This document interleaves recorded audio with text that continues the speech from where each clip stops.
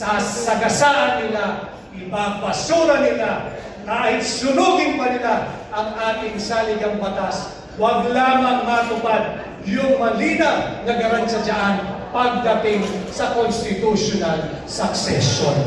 Yan ang puwersang nagsasama-sama ngayon. Alam naman natin lahat sa bulwagang ito na yung pagsasamang yan, yung pagsisiping na yan, ay pansamantala lamang.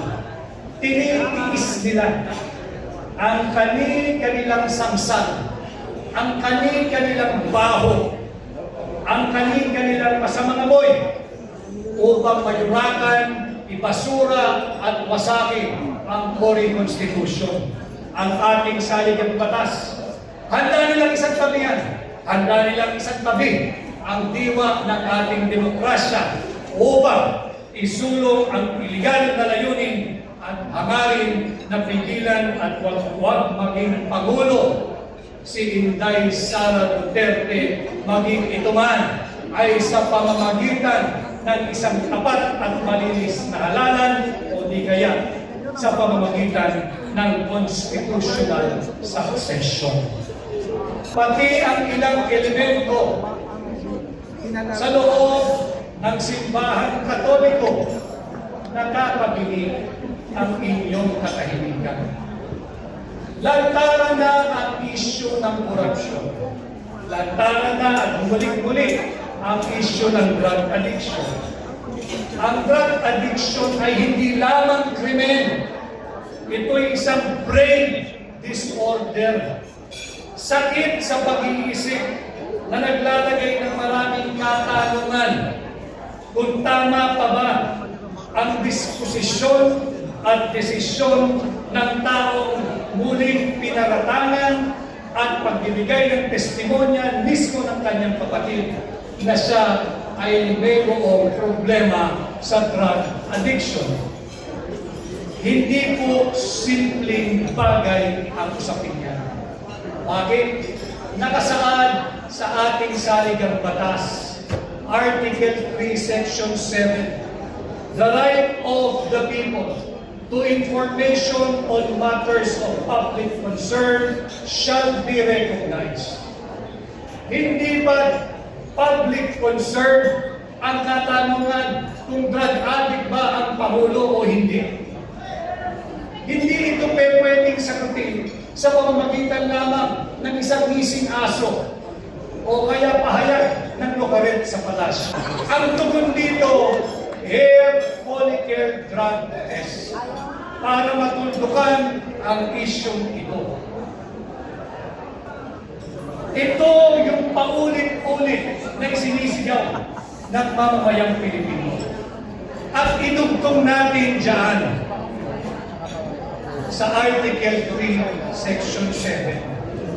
Dalhin ko kayo sa Article 7, Section 12. Ito ay mahalaga. Nakasaad sa Article 7, Section 12. In case of serious illness of the President, the public shall be informed of his state of health. Again, drug addiction is considered both a complex brain disorder and mental illness.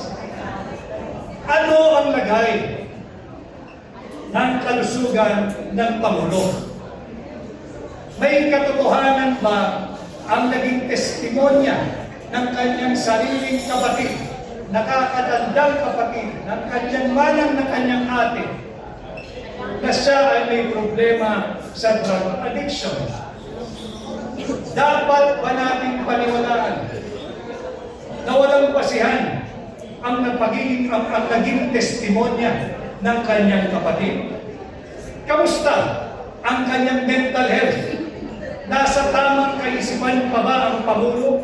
At dapat bang pagtiwalaan ang kanyang mga desisyon, disposisyon at pahayag?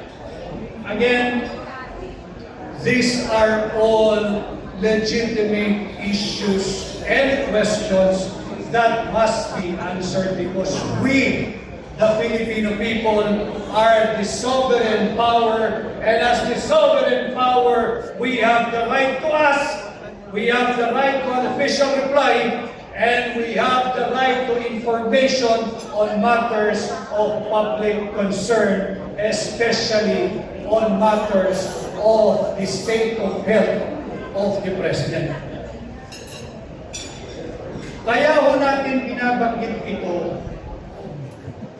sapagkat ang dami na rin usapin patungkol sa ating independent foreign policy. Kasi nga ho, ang drug addiction ay isang problema sa pag-iisip. Mental health issue. Kaninong foreign policy ba ang ating isinusulong? Foreign policy ba at interes ba ng Pilipino o ng ating mga banyagang alyado? Article 18, Section 25, malinaw. Bawal ang anumang base militar, bawal ang anumang tropang militar, bawal ang anumang gamit at pasilidad ng militar sa kahit na saang sulok ng ating bansa. Sa ating pagkakaalam, mayroon siyang na deklarado and kasides. Yung deklarado, yung hindi deklarado. Ito ay paglabag sa ating saligang batas. Bakit ito hinahayaan?